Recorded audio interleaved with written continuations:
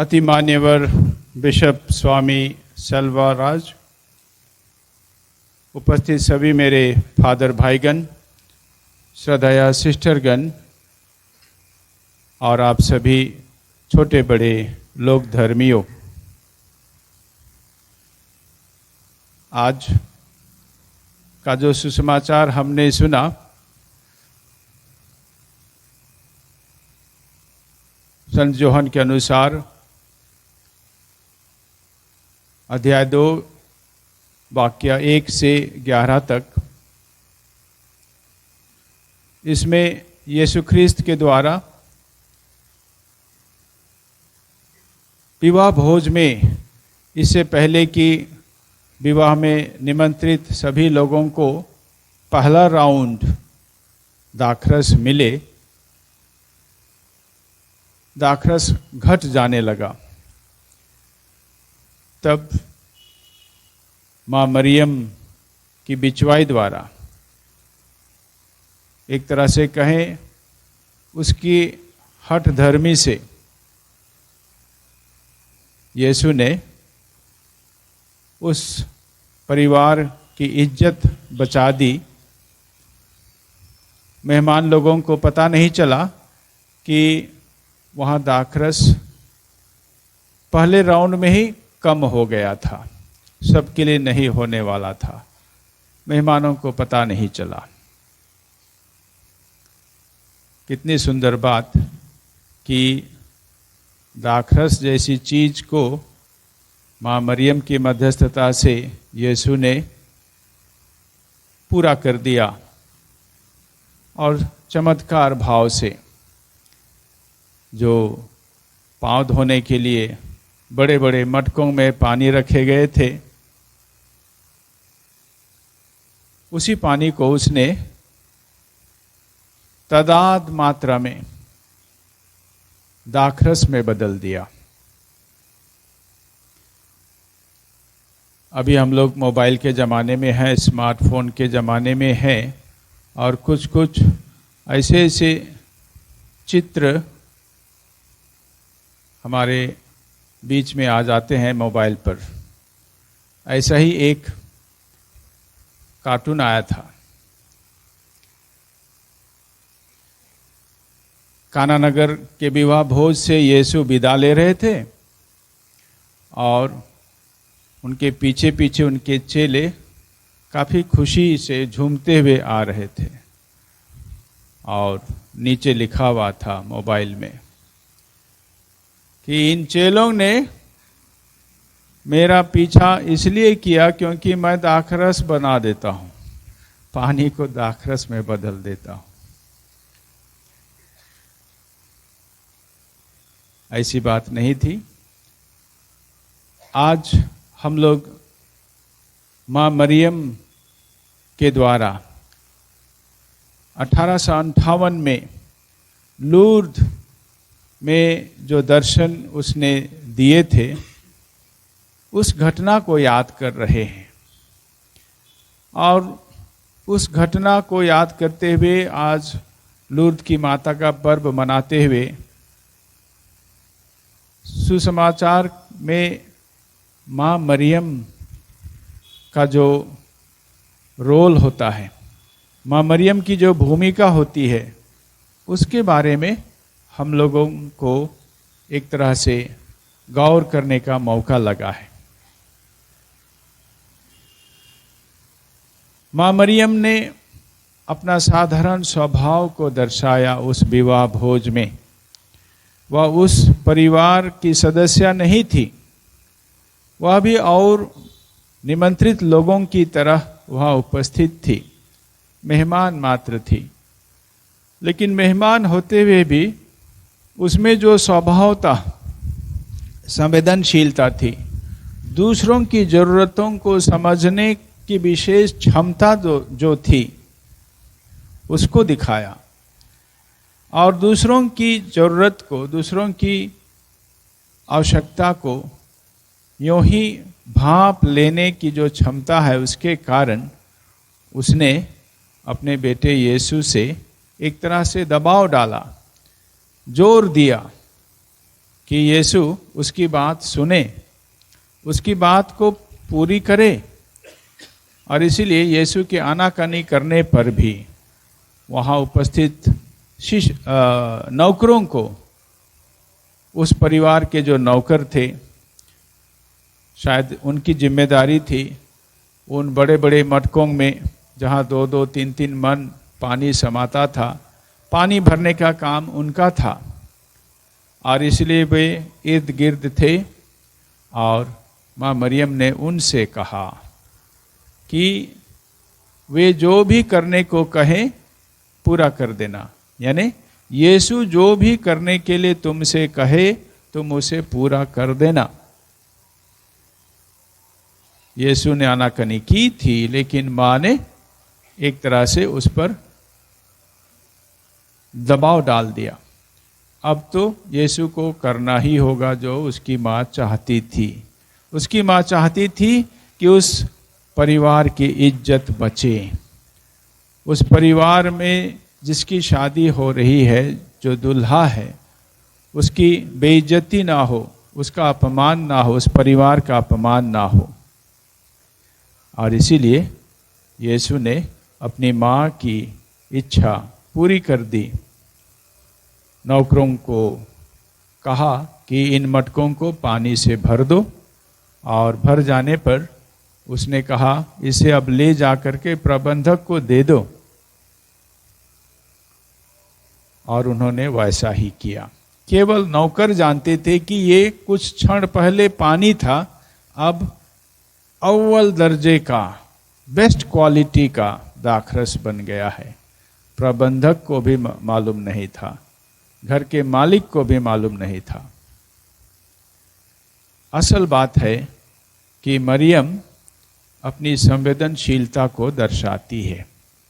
अपनी संवेदनशीलता में उस परिवार की इज्जत का ख्याल रखती है, उस दूल्हे की इज्जत की ख्याल वह करती है। आज के प्रथम पाठ में नबी ईसाया के ग्रंथ से 66 अध्याय 10 से 14 में हमने ईसाया नबी के मुंह से ईश्वर का ये कहा हुआ वचन सुना, जो एक तरह से नबूवत है। पूरे पाठ को नहीं दोहराते हुए हम केवल एक हिस्सा को इसमें से हम सुने। प्रभु कहता है, मैं शांति को नदी की तरह और राष्ट्रों की महिमा का बाढ़ की तरह यरूशलेम की ओर बहा दूंगा। उसकी संतान को गोद में उठाया और घुटनों पर दुलारा जाएगा। माँ जिस तरह अपने पुत्र को दिलासा देती है, उसी तरह मैं तुम्हें सांत्वना दूंगा। तुम्हें यरूशलेम से दिलासा मिल जाएगा। ये सांत्वना, ये दिलासा जिसकी नबूवत नबी ईसाया ने बरसों पहले की थी, अब यीशु के समय में पूरी होती है। यीशु के समय में आज काना नगर में ये सचमुच में पूरी हो रही है। माँ मरियम दिलासा का कारण बनती है, और उस दिलासा को पूरा करने में उसका बेटा भी साथ देता है, यीशु भी साथ देते हैं। और उस परिवार को जहाँ दुख आ सकता था, जहाँ अपमान सहने की नौबत बन सकती थी, उनको उससे छुटकारा मिली और उन्हें सांत्वना मिली, उनको दिलासा मिली। शायद बाद में चल करके नौकरों ने अवश्य बताया होगा कि क्या हुआ था। तो माँ मरियम का ये जो विशेष रोल है, उसकी जो भूमिका है, वही आज के इस संदर्भ में, आज के पर्व के अवसर पर हम लोगों के लिए ध्यान देने लायक बात है। ये तो आम बात है कि हम लोग माँ मरियम को बहुत प्यार करते हैं, उसकी भक्ति करते हैं, और उसके पास अपने बहुत से निवेदन हम चढ़ाते हैं। घर में पारिवारिक प्रार्थना हो, व्यक्तिगत प्रार्थना हो या सामुदायिक प्रार्थना हो, आपने, इस पल्ली वालों ने आज के इस पर्व की तैयारी में 9 रोजी प्रार्थना की। माँ मरियम की भक्ति इस 9 रोजी प्रार्थना के द्वारा आपने दिखाई। अच्छी बात है, माँ मरियम उसके लायक है। हमारी प्रशंसा, हमारा धन्यवाद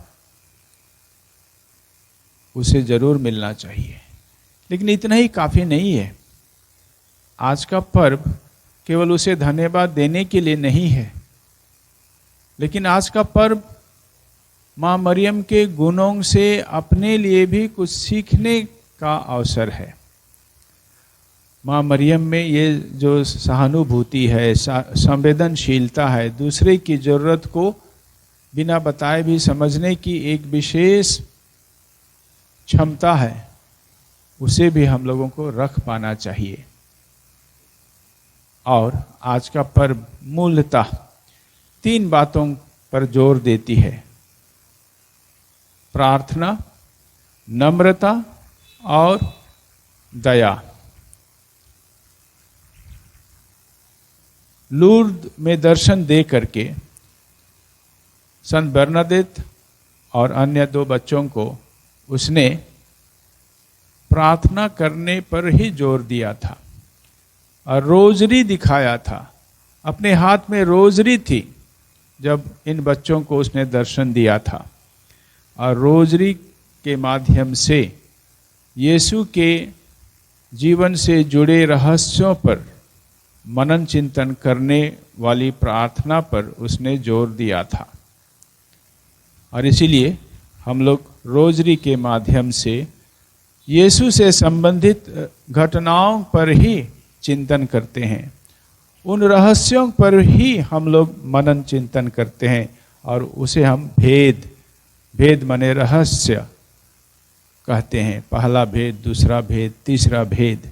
ये भेद हम लोगों को सोचने के लिए, उस पर मनन चिंतन करने के लिए है, उस रहस्य को अपनाने के लिए है कि हम यीशु से प्रार्थना के माध्यम से जुड़े रहें। उसने जब दर्शन दिया था, दुनिया में प्रार्थना का अभाव हो रहा था। बहुत से लोग प्रार्थना नहीं कर रहे थे और प्रार्थना के अभाव में कई प्रकार की बुराइयां हो रही थी। आज भी वैसी स्थिति है। बहुत से हम लोग प्रार्थना तो करते हैं और बहुत से लोग प्रार्थना में रुचि नहीं दिखाते हैं। लेकिन जो हम रुचि दिखाते हैं, हमारी प्रार्थना में भी एक विशेष गुण का होना आवश्यक है। इस प्रार्थना में केवल हम मांगते ही रहेंगे, हमको ये दो, हमको वो दो। माँ मरियम के मध्यस्थता से, उनके माध्यम से ईश्वर हमको ये दे वो दे, केवल मांगना ही प्रार्थना नहीं है। लेकिन मनन चिंतन करना वह भी प्रार्थना है। ईश्वर को धन्यवाद देना भी प्रार्थना है, और दूसरों के साथ अपने संबंध को सुधारना, अच्छा बनाना, ये भी प्रार्थना है। मरियम का ही उदाहरण लें। वह इतनी प्रार्थनामय थी, वह इतनी प्रार्थना करती थी कि उसे दूसरे की जरूरत मालूम हो जाती थी।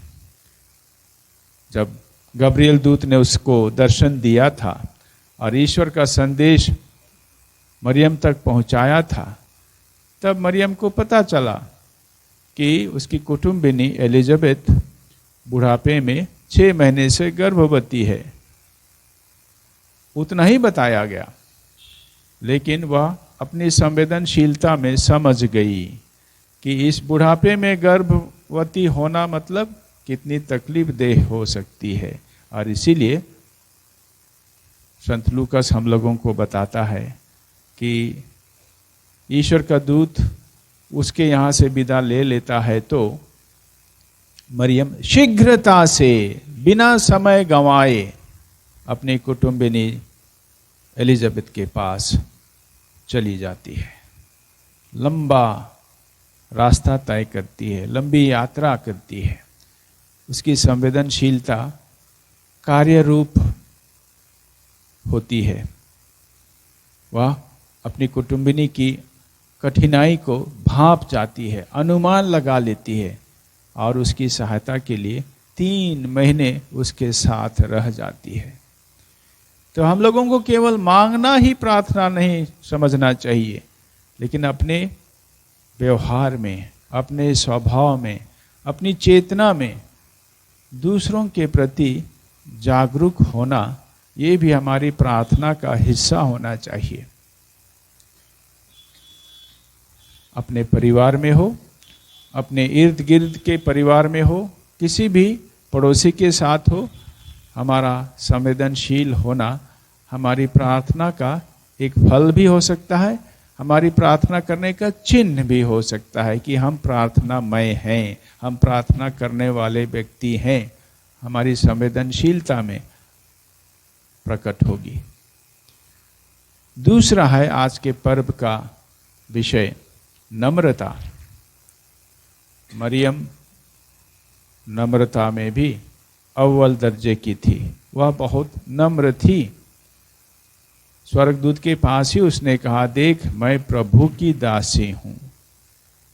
नम्रता पूर्वक उसने जवाब दिया, तेरा वचन मुझ में पूरा हो। और ऐसी ही नम्रता और भी हम लोग कई अन्य अवसरों में मरियम में पाते हैं। ये जो विवाह भोज में उसने यीशु से कहा कि इनके यहाँ दाखरस घट रहा है, कुछ कर दो, ये अपना बड़पन दिखाने के लिए नहीं कि मैं यीशु जैसे एक महान व्यक्ति, एक चमत्कार करने सकने वाले की माँ हूँ, इसलिए आज तो बहुत अच्छा पब्लिक यहाँ जमा है, सबको मैं दिखा दूंगी कि मैं कैसे व्यक्ति की माँ हूँ। वो वाला घमंड वाला विचार नहीं था। हालांकि उस परिवार की वो कुछ भी नहीं थी, कोई भी नहीं थी, मात्र एक मेहमान थी, लेकिन उस नम्रता में उसने अपनी दृढ़ता को दर्शाया। उसने दृढ़ता पूर्वक अपने बेटे से कहा कि इनकी परिस्थिति जो होने वाली है उससे इनको बचा। हम लोग जब नम्र होंगे तभी हम लोग संवेदनशील होंगे। संत पापा 2021 से सिनड की पुकार करते हुए हम लोगों को कई बातों में से एक बात पर विशेष जोर दे रहे हैं कि हमें सुनना चाहिए। लिसनिंग, इस क्वालिटी पर वे बहुत जोर दे रहे हैं। और जब से सिनड की यात्रा शुरू हुई तब से हर एक सिनड से संबंधित कार्यक्रम में प्रार्थना और सुनने की प्रक्रिया को महत्व दिया जाता है। महत्व दिया जाता है माने जो मीटिंग होगी, जो सभा होगी, उसमें कुछ क्षण चुपचाप रहना है। और साधारणतः इस सिनड की यात्रा में हम लोगों को बड़े दल में होते हुए भी छोटे छोटे दल में बांटना और छोटे छोटे दल में प्रार्थना करना, छोटे छोटे दल में चुपचाप रह करके सुनना इत्यादि हर कार्यक्रम में रहा। यहाँ तक कि FABC, Federation of Asian Bishops Conference के स्तर में